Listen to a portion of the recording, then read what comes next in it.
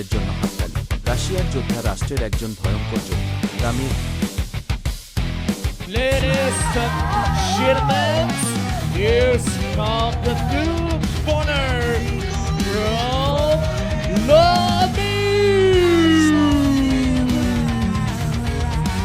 এরপর তার মুখোমুখি হওয়া যোদ্ধাদের ডাকা হবে। এটি চীন থেকে এসেছে, উদীয়মান নক্ষত্র।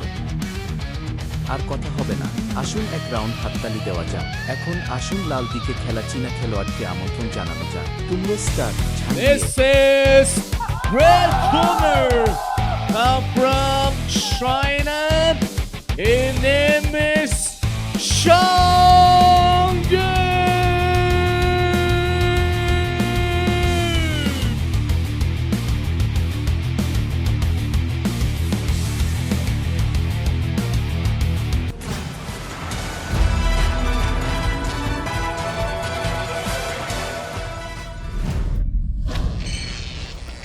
সবাইকে হ্যালো প্রিয় দর্শকগণ, সিচুয়ান স্যাটেলাইট টিভিতে আপনাকে স্বাগতম।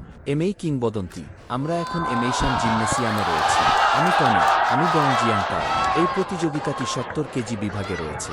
অবাধ লড়াইয়ে সুপার লড়াই। লাল দলের খেলোয়াড় ঝাং ইয়ে, নীল দলের খেলোয়াড় রামির। উঠে আসার পর ঝাং ইয়ে উদ্যোগ নেওয়া ভয়াবহ হামলার এক দফা। রামিরকে দড়ির প্রান্তে আঘাত করুন। এটা হল রামিরের কাঁধ। এটা কি ট্যাটু? কাঁধ রক্ষা করার জন্য কাঁধটি টেপ দিয়ে ঢেকে রাখা উচিত। আমি বললাম রনটা খুব গভীর। এর আগে রামিরের কাঁধে চোট লাগানো সম্ভব। রামির এর আগে 4 খেলোয়াড়ের টুর্নামেন্টে অংশ নিয়েছিলেন এমএই কিংবদন্তি। প্রথম ম্যাচের পর তার বুড়ো আঙুল ভেঙে গেছে, কিন্তু তিনি তার কোচ বা এজেন্টকে কিছু বলেননি। সেদিন রাতে তারা তাদের দ্বিতীয় ম্যাচ খেলেছে, কারণ তার হাতে আঘাত লেগেছে। তাই দ্বিতীয় ম্যাচে তিনি তার পা দিয়ে খেলাটি পুরোপুরি শেষ করেছিলেন। চোট থেকে ফেরার পর এটাই তার প্রথম ম্যাচ। এটি প্রমাণ করে যে রামির একটি খুব শক্তিশালী যোদ্ধা। হ্যাঁ দেখো, তার বাহু এখনও জোর প্রয়োগ করার সাহস পায় না। এটি টেপ দিয়ে মোড়ানো বাহু। আমি লক্ষ্য করেছি যে তার নড়াচড়া বিশেষ বড় ছিল না।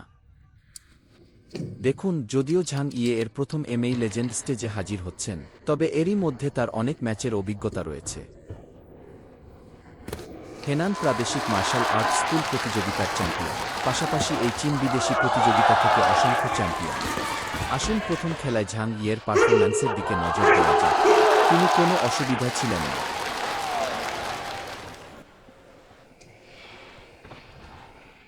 ঝাং ইয়ে খুব প্রফুল্ল খেলোয়াড়। তার ক্যাচফ্রেজ ছিল, এর মানে কি? সে আমাকে বলেছিল, তারা বলল আমি 10 কেজি ওজন কমিয়েছি। আমার বিলটি দেখুন। এর মানে কি? তিনি বলেন এটা বেদনাদায়ক নয়। বেদনাদায়ক অংশটি কথা বলছে যখন আপনি ক্ষুধার্ত হন এবং ওজন হ্রাস করেন। সতীর্থরা আপনার সামনে বসে খায়। এটি একটি খুব বেদনাদায়ক প্রক্রিয়া ছিল। ঝাং ইয়ের গতি দেখুন, এবং তিনি দক্ষতার সাথে তার উইংস্প্যান অ্যাডভান্টেজ ব্যবহার করেন। এই দুর্ঘটনাটি ট্রিপ হয়ে গেছে। এটা একটা ভ্রমণ ছিল।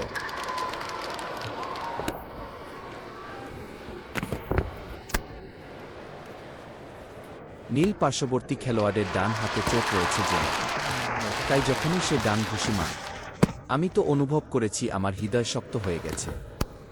এর অর্থ হল প্রভাবটি বিশেষভাবে উল্লেখযোগ্য নয়, কিন্তু রামিরের ঘুষির গতি থেকে শক্তির দিকে তাকিয়ে দেখে মনে হচ্ছে এর প্রভাব খুব একটা উল্লেখযোগ্য নয়। তাই এখন ম্যাচ চলছে। শুরু থেকেই ঝাং ইয়ে কিছুক্ষণের জন্য জেগেছিলেন। রামিরকে একটি কঠিন সময় দিন। এই সংমিশ্রণের উপর ভিত্তি করে ক্রিয়া রামিরকে দড়ির প্রান্তে ধাক্কা দিন। এখন পর্যন্ত আসুন রামিরের দিকে নজর দেওয়া যাক। ধাপে ধাপে টিপুন। আস্তে আস্তে দূরত্ব বন্ধ করে দিচ্ছেন। একবার রামিরকে টেনে আনা হয়েছিল। আসুন ঝাং ইয়ের প্রতিরক্ষার দিকে নজর দেওয়া যাক। এটা বেশ নিষ্ক্রিয় হবে। ঠিক আছে, রাউন্ড 1 শেষ।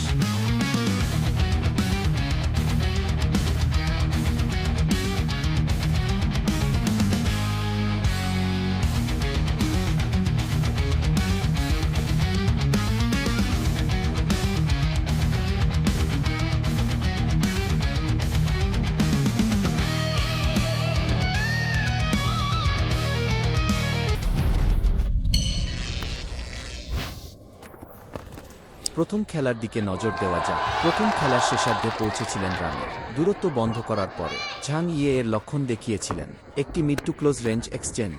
উপরে উল্লিখিত কিছু অসুবিধা। দ্বিতীয় রাউন্ডে আসুন দেখি ঝাং ইয়ে তার কৌশলগুলি সামঞ্জস্য করতে পারে কিনা। তারা রামিরকে খুব কাছ থেকে আক্রমণ করার কোনো সুযোগ দেয়নি, যে শুধু উপর থেকে হাততালি দেয়। এটি ছিল এই কিংবদন্তি পিগুয়া লেগ। রামিরের লাথি মারার কৌশল দুর্ঘটনাক্রমে ঝাং ইয়ের কুচকিতে আঘাত পেয়েছিল। ঠিক আছে, আপনি খেলা চালিয়ে যেতে পারেন। আমরা দেখতে পাচ্ছি যে যদিও ঝাং ইয়ের আক্রমণ প্রতিবারই খুব দ্রুত হয়, আক্রমণও বেশ মারাত্মক ছিল, তবে রামির ভালোভাবে প্রস্তুত ছিলেন। বাঁকানো বাহু প্রতিরক্ষা অত্যন্ত শক্ত, এবং একবার রামির দূরত্ব বন্ধ করে দিলে এই পাল্টা আক্রমণটি ঘুষি এবং লাথি মারার কৌশলগুলি একত্রিত করে। তারা সবাই বেশ তাড়াতাড়ি চালিয়ে গেল। কম্বো পাঞ্চের ফলে ঝাং ইয়ে এক গোবাইতে একটি কাউন্টডাউন সম্পাদন করতে বাধ্য হয়েছিল। অবশ্যই এটি একটি মাঝারি থেকে কাছাকাছি পরিসীমা। ঝাং ইয়ের প্রতিরক্ষা তখনও একটি বড় সমস্যা ছিল। এই সেই ব্যক্তি যিনি বর্তমানে কোর্টে রেফারি করছেন। শিক্ষক পাং হন তাও আমাকে এটা সম্পর্কে বলুন। কাউন্টডাউন হচ্ছে জিনিস। আন্তর্জাতিক কনভেনশনে 8 পর্যন্ত পড়া প্রয়োজন। হ্যাঁ, কমপক্ষে 8 সেকেন্ডের জন্য আপনার হাঁটুকে বিশ্রাম দিন। আপনি যদি 8 সেকেন্ড পরে লড়াই চালিয়ে যেতে পারেন, তারপর প্রতিযোগিতা চলতে পারে। আপনি যদি লড়াই চালিয়ে যেতে না পারেন, রেফারি তখন 10টি পর্যন্ত পড়বেন। যদি আপনার 10 সেকেন্ড পরে জ্ঞান না থাকে, সরাসরি খেলা শেষ করুন। ঠিক আছে, তখন আমি তাকে জিজ্ঞাসা করলাম কেন আমি 8 পর্যন্ত পড়ি। তিনি বলেন, আপনি যদি 3 পর্যন্ত পড়েন। খেলোয়াড় জানতেন যে তিনি ইতিমধ্যে সুস্থ হয়ে উঠেছেন। সম্ভবত এটি কেবল একটি শারীরবৃত্তীয় প্রতিক্রিয়া। আবারও আরেকটি খো মিড রেঞ্জের কাছাকাছি থেকে একটি সংমিশ্রণ পাঞ্চ। ঝাং ইয়ে এখনও চালিয়ে যেতে পারে। আমি তো আর সহ্য করতে পারি না। পরবর্তী, আমি এই ম্যাচের ফলাফল ঘোষণা করব। এই ম্যাচের দ্বিতীয় খেলা, নীল দিকটি 1 মিনিট 30 সেকেন্ড থ্রো দ্বারা বিজয়ী। অভিনন্দন।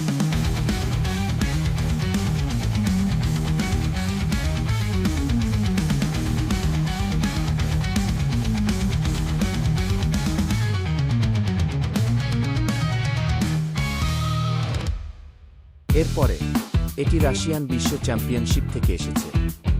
চ্যাম্পিয়নশিপ শিরোপা বিজয়ী। আসুন বন্ধুরা, আসুন নীল দলের খেলোয়াড়দের স্বাগত জানাতে এক রাউন্ড হাততালি দেওয়া যায়। রাশিয়া থেকে রুসলান শর্মার।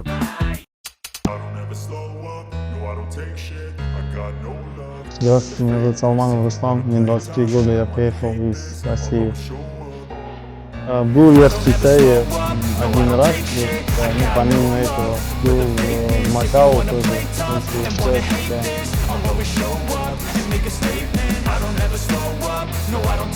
Атмосфера хорошая, и сами люди хорошо реагируют на бои, они любят шоу из-за этого, и с соперниками не знаком, честно говоря, вот вижу в первый раз, но для меня не проблема. Я сделаю все, чтобы победить в этом бою, иншаллах.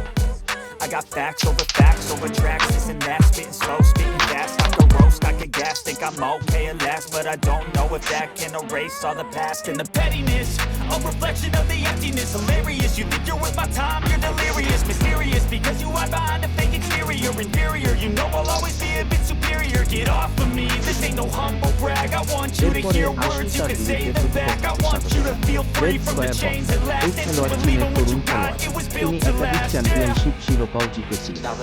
আজ তিনি লেজেন্ড বক্সিং কিং। এটি সেই মুহূর্ত ছিল যখন তিনি তার স্বপ্নগুলিকে উচ্চে দিয়েছেন। আসুন চীনা প্রতিযোগীদের সাথে লাল দিক থেকে মিশে আসেন।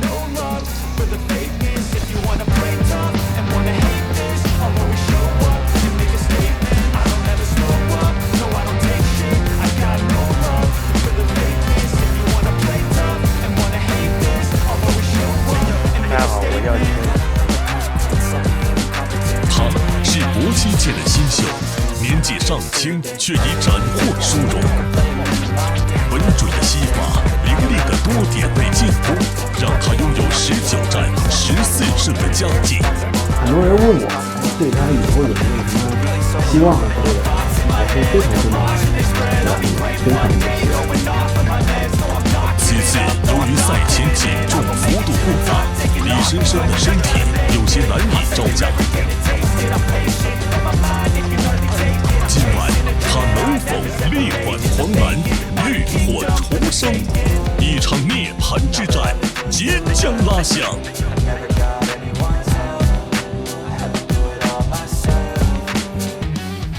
It is Japan, return from the Red corner from China.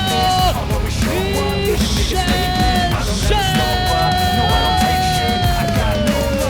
For the fakeness, if you wanna play tough and wanna hate this, I'll always show up and make a statement.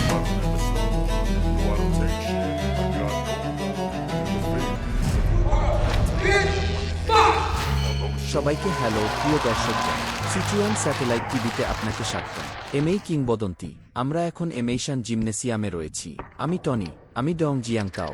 এই ম্যাচটি আন্তর্জাতিক বিনামূল্যে নিয়মের অধীনে 65 কেজি বিভাগের অধীনে একটি super লড়াই। লাল দলের খেলোয়াড় লি শেনশেন, নীল দলের খেলোয়াড় রুসলান রাশিয়া থেকে এসেছেন। লি শেনশেনের বয়স আজ 20 বছর, ওজন 65 বছর, লম্বা 1 ফুট 78 মিটার এবং তার রেকর্ড রয়েছে 19 লড়াই, 14 জয়, 5 কেও। রুসলান 30টি লড়াইয়ে 23টি জয় পেয়েছে। তাই ম্যাচের অভিজ্ঞতার দিকে তাকালে লি শেনশেনের চেয়ে এই ম্যাচে রুসলানের একটু বেশি অভিজ্ঞতা আছে বলে মনে হয়। এই লি শেনশেন ওরিয়েন্টাল ফ্লাইং ড্রাগন ক্লাব থেকে এসেছেন। তারপরে এটি 73 কেজি বিভাগ থেকে শুরু হচ্ছে। 73 কেজি থেকে 64 ফুট 4 কিলোগ্রাম প্লাস পেয়েছে। 10 দিন, ঠিক আছে। উভয় পক্ষই তাদের ঘুষির সাথে সংঘর্ষ করার পরে ভদ্র হওয়ার দরকার নেই। তিনি কোনো অতিরিক্ত পরীক্ষা করেননি।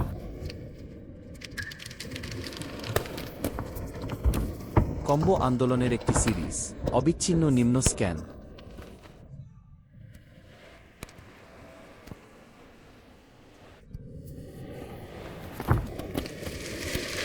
লি শেনশেনের কর্মকাণ্ড বেশ সক্রিয় ছিল। হ্যাঁ, আক্রমণ করার ইচ্ছা এখনও বেশ প্রবল। চলুন লি শেনশেনের দিকে নজর দেওয়া যাক। তিনিও বেশ লম্বা, সে তো 20 কেজি ওজন হারিয়েছে। এটি একটি খুব উচ্চমান। এটা সত্যিই আপত্তিকর। 10 কেজি ওজন, এটা জীবনের ব্যাপার। তাই আমরা রুসলানকে দেখেছি এই কম্বিনেশন পাঞ্চ আক্রমণের এক রাউন্ডের পরে লি শেনশেনের ক্রমাগত সোজা ঘুষি তার পিছনে ধাওয়া করেছিল। প্রভাবটি সুস্পষ্ট। উইংস্প্যানের সুবিধা, রিজার্ভেশন ছাড়াই সবকিছু প্রকাশ করুন। এই পশ্চাৎসরণের সময় তিনি ভারসাম্য হারিয়ে ফেলেন এবং পিছলে যান।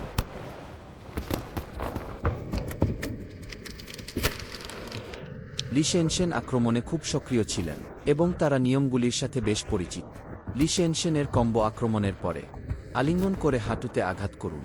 এরপর রেফারি টাইম আউট ডেকেছিলেন। তিনি আমাকে বলেছিলেন যে তিনি ওজন কমানোর প্রক্রিয়ায় ছিলেন। এক পর্যায়ে খেলাধুলা ছেড়ে দেওয়ার কথাও ভেবেছিলাম। আমার মনে হচ্ছে আমি বেঁচে থাকতে পারছি না। ওজন কমানো অত্যন্ত বেদনাদায়ক। এবং তিনি আমাকে কিছু বলেছিলেন।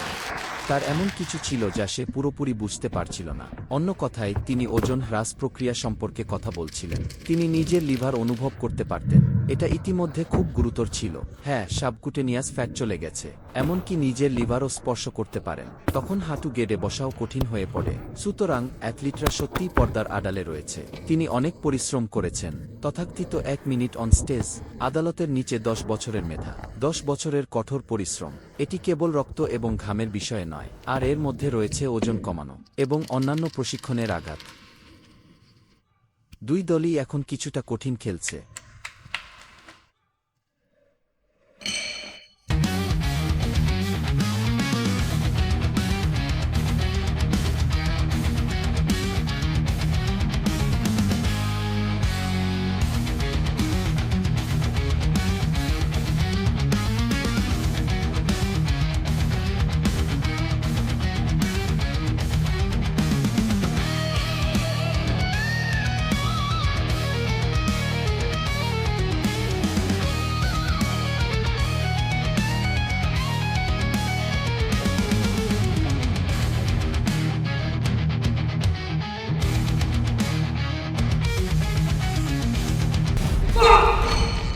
প্রতিটি আক্রমণের আগে আমরা দেখেছি যে লি শেনশেন খুব সক্রিয় ছিলেন এবং এটি করতে পারে। তারা সর্বদা প্রথম আক্রমণাত্মক দখলটি দখল করতে সক্ষম হয়েছিল। উভয় পক্ষই ঘুষি বিনিময় করে। আপনি বিনা কারণে এত ওজন হ্রাস করতে পারবেন না। হ্যাঁ, সে তো অনেক কষ্ট সহ্য করেছিল। তাই খেলার প্রথম কাজটি হলো ভালো পারফরম্যান্স করা। কোনো অনুশোচনা পিছনে ফেলে রাখা যাবে না।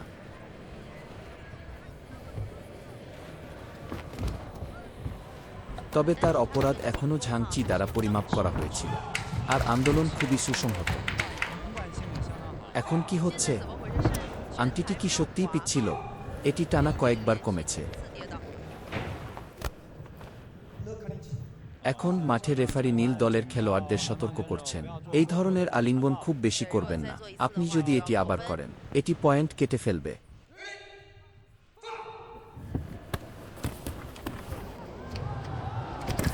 অপরাধের দিকে তাকান। লি শেনশেন সর্বদা প্রতিবারই একটি দখল করতে সক্ষম হন। আক্রমণের প্রথম সুযোগ এবং নীল পক্ষের খেলোয়াড়রা আক্রমণ শেষ করার পরে লি শেনশেনের পাল্টা আক্রমণও খুব সমযোগযোগী ছিল। এই ম্যাচে তিনি ভালো ফর্মে ছিলেন। এটি একটি খুব বড় ডুব। এটি দেখায় যে উভয় পক্ষই তাদের স্ট্যামিনা দ্রুত হ্রাস পাচ্ছে। এটি কি ফুটবল লাথি হিসাবে গণনা করা হয়? নিচু সুইপের এক ধাপ। তবে এটি অনেকটা ফুটবল খেলার মতো দেখাচ্ছে। এটি কিছুটা এমএমএ ম্যাচে ফুটবল কিকের মতো, কিন্তু আমরা ফ্রি ফাইটিং ম্যাচে আছি। একে বলা হয় লো সুইপ, একটি শক্তিশালী লো সুইপ, একটি বৃহৎ প্রশস্ততা সহ।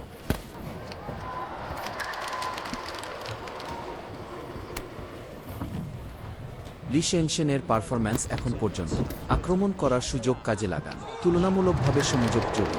এটি প্রায় উভয় পক্ষকে উপরে ফেলেছে।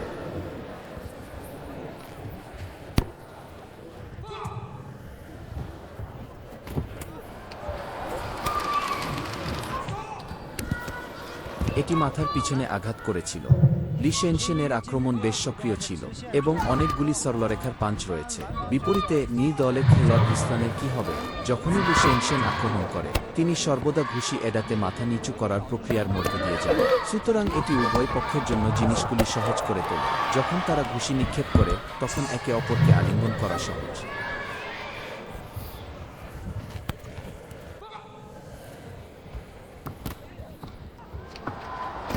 দুপক্ষ আবার জট বেঁধে গেল। যখন শারীরিক শক্তি একটি নির্দিষ্ট স্তরে নেমে যায় দুই পক্ষই তাদের নিজস্ব মুষ্টিবদ্ধ কৌশল সম্পাদন করতে পারেনি। এমন ভয়াবহ আক্রমণাত্মক পদক্ষেপ তাই লড়াইয়ের মাঝামাঝি পথে। এটি হাতের একসাথে জট জড়িয়ে পড়া সহজ করে তোলে। হ্যাঁ, এটিও স্ট্যামিনা হ্রাসের লক্ষণ। তিনি তার দেহের মাধ্যাকর্ষণ কেন্দ্র বজায় রাখতেও লড়াই করেছিলেন।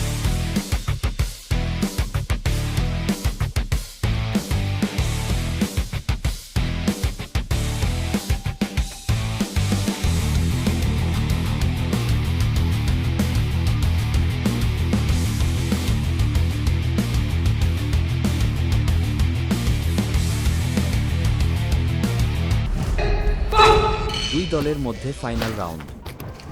লি শেনশেনের ঘুষি মারার কৌশলের যথার্থ বেশ সুনির্দিষ্ট। এটা লি শেনশেন হতে পারে। এটি একটি উচ্চতর স্তরে রয়েছে। ওজন কমায়, গুরুতর সংক্রমণ কমে যায়। এর ফলে বর্তমান উপস্থিতি দেখা দেয়। আমার শারীরিক অবস্থা এখন খুব ভালো আছে। পেশি রেখাগুলি খুব স্বতন্ত্র। এই লি শেনশেন তার শারীরিক ক্রিয়াকলাপ পুনরুদ্ধার করতে সক্ষম হতে পারে। পুনরুদ্ধারটি বেশ ভালো এবং আমরা এটি স্পষ্টভাবে অনুভব করতে পারি। রুসলান যখন লি শেনশেনের মুখোমুখি হচ্ছিলেন, লি শেনশেনের লাশ কিছুটা শারীরিক শক্তি, কিছু সুবিধা সুস্পষ্ট। দুই পক্ষের মধ্যে লড়াই ও সংঘর্ষের সময় রুসলান প্রায়শই কিছুটা শারীরিক ভারসাম্যহীনতা অনুভব করেন, কারণ উভয় পক্ষের শারীরিক সুস্থতা হ্রাস পেয়েছে। তাই ঘুষি মারার সময় পুরো শরীর খুব বেশি সামনের দিকে ঝুঁকে পড়ে। পাশাপাশি উভয় পক্ষের কিছু প্রযুক্তিগত বৈশিষ্ট্য এবং তাদের কৌশলগত ব্যবস্থা। সুতরাং এর পরে 2 বা 3টি ঘুষি নিক্ষেপ করা উভয় পক্ষের পক্ষে সহজ। একসাথে জড়িয়ে আছে। তো এবার খেলাটা দেখে নেওয়া যাক। সময়ের মাঝে আপনি রেফারিকে টাইম আউট কল করতে শুনতে পাবেন। আরেকটি ভারী লো সুইপ। দ্বিতীয়বার লি শেনশেনের সচেতনতার একটি শক্তিশালী বোধ হয়েছে। কি হচ্ছে? এই ছিল রুসলান পিছু হটছিল। লি শেনশেন এগিয়ে এলেন। বডি ফরওয়ার্ড প্রেস, একটি সোজা ঘুষি যা সামনের দিকে ঝুঁকে পড়ে। শরীরের কিউ ভারসাম্যপূর্ণ থাকে। সে নিজের উপর ঝাঁপিয়ে পড়েছিল। সে তো মাটিতে লুটিয়ে পড়েছিল। কিন্তু এখন লি শেনশেনের আক্রমণাত্মক সচেতনতা অনিশ্চিত। এখনও বেশ সক্রিয়, যদিও তার শারীরিক শক্তি দ্রুত হ্রাস পেয়েছিল এবং কৌশলের ব্যবহার। লি শেনশেনও বেশ ধনী।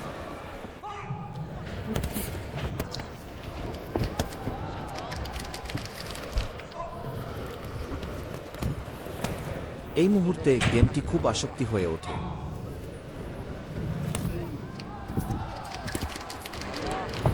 লি শেনশেন যখন মার্শাল আর্ট শিখছিলেন তখন এটি ঘটেছিল। তার কোচ একসময় তাকে তাইকোয়ান্ডোতে জোরালোভাবে সুপারিশ করেছিলেন, কারণ তার পায়ের কৌশল ব্যতিক্রমীভাবে ভালো। তাছাড়া তাইকোয়ান্ডো প্রশিক্ষণে তার 2 বছরের অভিজ্ঞতা রয়েছে। কিন্তু আজ যখন আমরা তাকে খেলতে দেখি, মুষ্টিবদ্ধ কৌশলের সময় আক্রমণ করার সম্ভাবনা কিছুটা বেশি।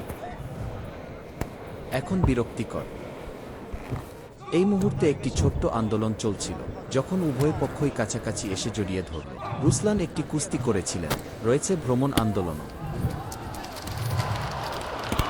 এখন পরপর দুটি ফ্রন্ট গ্রিপ ফিস্ট। এখন এই নীল সাইড ফাইটার, কেন মনে হচ্ছে আপনি মাতাল হয়ে আছেন? সে আর জেগে থাকতে পারছিল না। আপনার মাধ্যাকর্ষণ কেন্দ্র নিয়ন্ত্রণ করুন, দিকনির্দেশনা ইত্যাদি, আর ভারসাম্য বজায় রাখা বেশ কঠিন।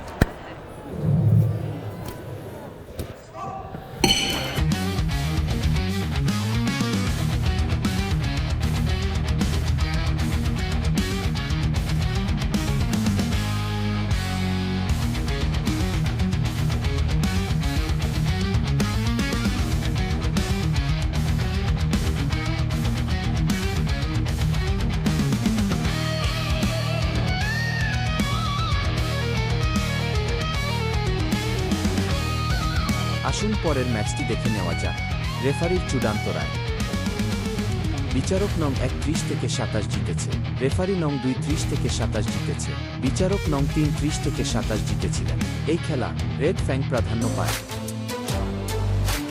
লি শেনশেনকে অভিনন্দন। এরপরে আমরা একটি খাঁটি তাই ম্যাচআপ উপস্থাপন করব।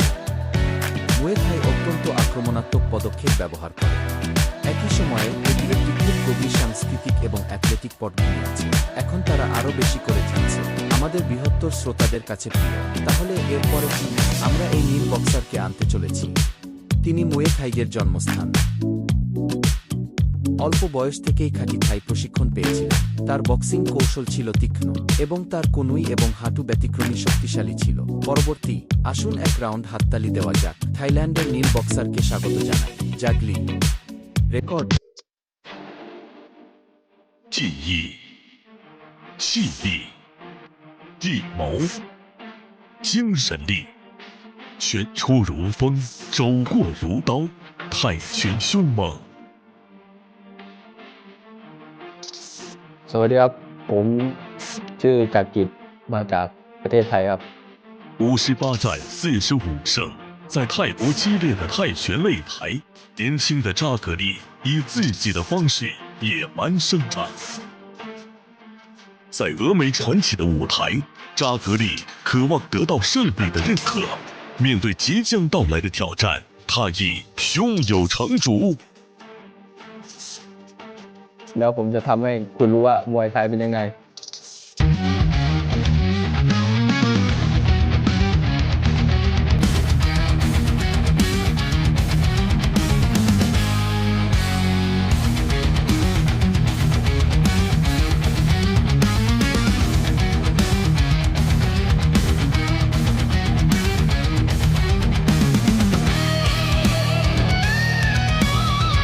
এরপর আমাদের আমন্ত্রণ জানানো হবে তার মুখোমুখি লাল পার্শ্বের খেলোয়াড়। এই খেলোয়াড় চীনের তরুণ খেলোয়াড়।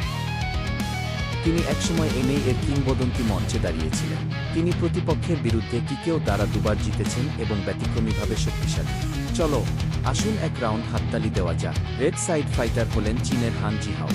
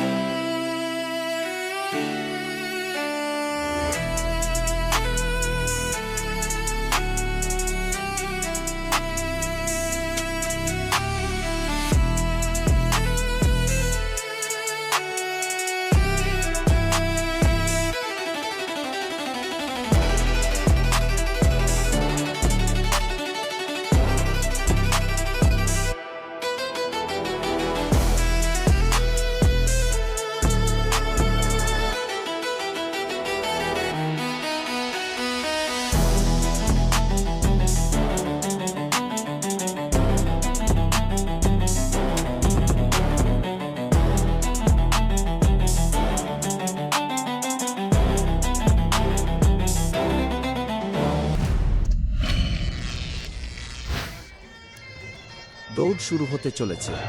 আসার পর থাইল্যান্ডের জাকরি একটি ফোরহ্যান্ড কনুই স্ট্রাইক হান জিহাওকে প্রচণ্ড আঘাত দিন। হ্যাঁ, এই ঘুষি এবং কনুই ঠান্ডা। আমি নিজেও দেখিনি কি ঘটছে। হান জিহাও মাটিতে লুটিয়ে পড়েন। হ্যাঁ, যখন উভয় পক্ষই মুষ্টিবদ্ধ কৌশলে সংঘর্ষ করেছিল, জাগলির ফোরহ্যান্ড ঘুষি সামনের কনুইতে পরিণত হয়েছিল। এটি সরাসরি হান জিহাওরের মুখে ছুরিকাঘাত করেছিল। আজ রাতে আমাদের বেশিরভাগ ম্যাচ ছিল অবাধ আন্তর্জাতিক নিয়মের অধীনে। ইনি হলেন শিক্ষক ডং জিয়াংতাও। আপনি কি আমাদের একটি সংক্ষিপ্ত পরিচয় দিতে পারেন? মুয়ে থাই নিয়ম এবং মুক্ত আন্তর্জাতিক নিয়মের মধ্যে পার্থক্য। মুয়ে থাই নিয়ম এবং আন্দোলন কৌশল ব্যবহারের উপর ভিত্তি করে, কেবল আলিঙ্গনের একটি অতিরিক্ত অভ্যন্তরীণ বৃত্তের সাথে, আর যারা ক্রমাগত হাঁটু ঠেলে দিতে পারে। এইগুলো কিছু কৌশল। এবং কনুইয়ের আঘাত। কনুইয়ের আঘাতের দিকে মনোযোগ দিন। এটি মুয়ে থাই প্রতিযোগিতার ট্রাম্প কার্ড। মুয়ে থাই এর প্রধান পার্থক্য। অন্যান্য যুদ্ধশক্তি যুদ্ধ কৌশল সবচেয়ে সুস্পষ্ট হল প্রযুক্তি। তাই মুয়ে থাই ম্যাচে সাধারণ পরিস্থিতি দেখে একবার আমরা মিড রেঞ্জে প্রবেশ করি। এই বিভাগের জন্য উভয় পক্ষই তৎক্ষণাৎ ভিতরের বৃত্তে প্রবেশ করে এবং আলিঙ্গন করে, এবং কনুই এবং হাঁটুতে আঘাত। এই ধরনের প্রযুক্তিগত বিনিময়যোগ্যতা আমাদের খুব কমই দেখা যায়। কিক বক্সিং এবং ফ্রিস্টাইল ম্যাচ। এটি পাঞ্চ এবং কিক সংমিশ্রণের একটি সিরিজ। পজিশনাল যুদ্ধ, পদাতিক আক্রমণ। মনে হচ্ছিল দুপক্ষই তাড়াহুড়ো করছে।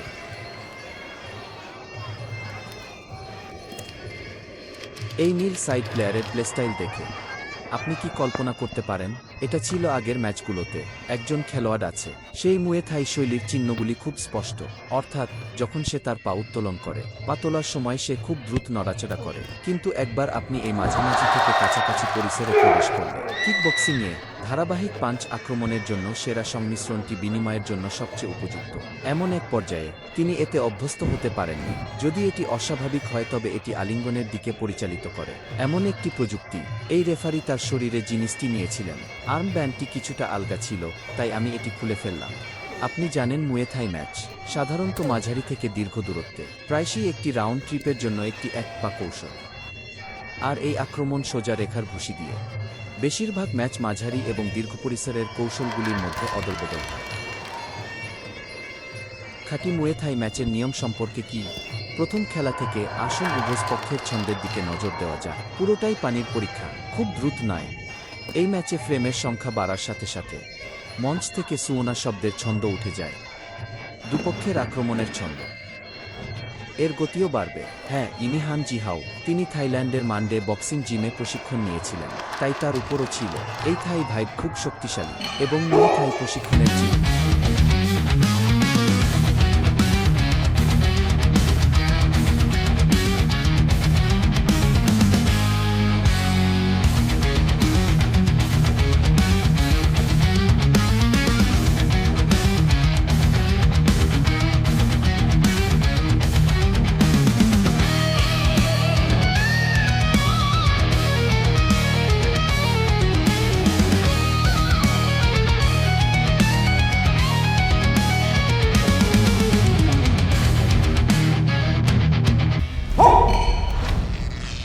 দ্বিতীয় খেলা শুরু হয়।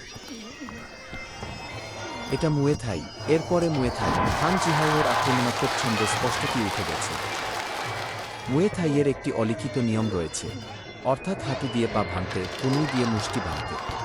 আমরা এই বিধান অনুসরণ করি। চলুন দেখে নেওয়া যাক এই ম্যাচটি। এটি কি প্রদর্শিত হতে পারে? হাঁটু দিয়ে পা ভাঙা। এটি ঘুষি মোকাবেলায় কনুই ব্যবহার করার একটি কৌশল। এই মুয়ে থাই যোদ্ধা খুব পাতলা, তাহলে এটা খুব কঠিন। এই স্ট্রাইকের পরে পরপর কনুই স্ট্রাইক করা হয়েছিল। আমরা যখন টিভিতে এটি দেখি তখন প্রভাবটি আমাদের কাছে স্পষ্ট না হতে পারে, কিন্তু ঘটনাস্থলে কারো মুখে কনুই অনুভূতি। আমরা সবাই এর পাশাপাশি ব্যথা অনুভব করেছি। হান জিহাও ধারাবাহিক ঘুষি মারেন।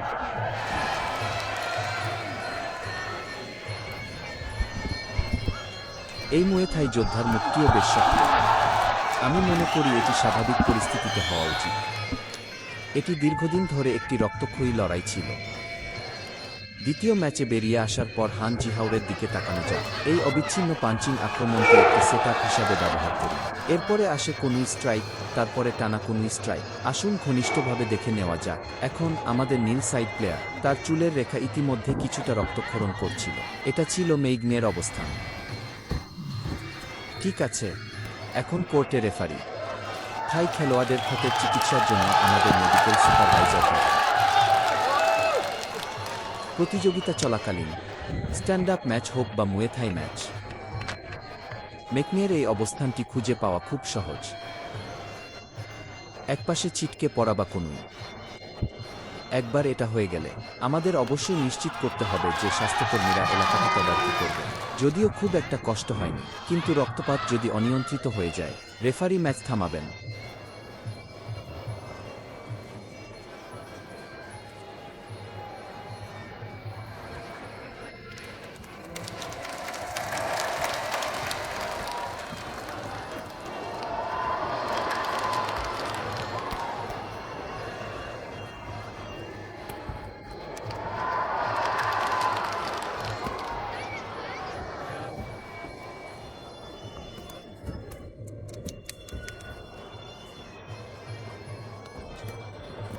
এখন এটি স্পষ্ট হয়ে গেছে যে হান জিহাও ক্রমাগত আক্রমণ করছেন, ক্রমাগত হামলা কাজ করেছে, প্লাস একটি উড়ন্ত হাঁটু।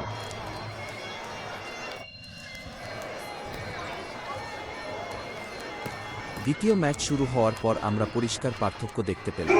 এটি কোনুই বা পায়ের একটি বেসিক অদলবদল হোক না কেন, এই কৌশলে হান জিহাওয়ের শক্তি একটি গুরুত্বপূর্ণ ভূমিকা পালন করেছিল।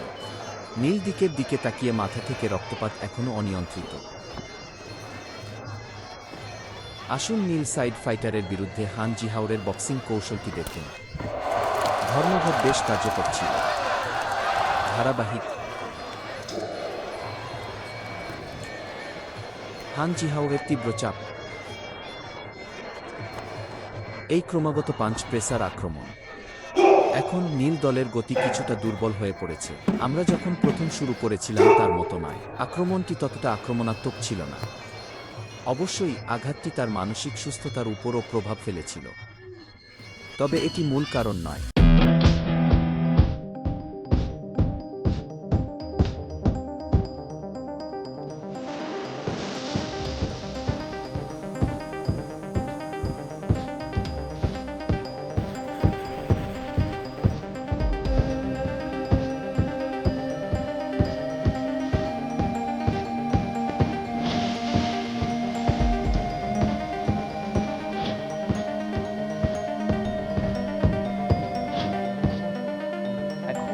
খেলোয়াড়ের কারণ হলো থাই খেলোয়াড়ের কারণ।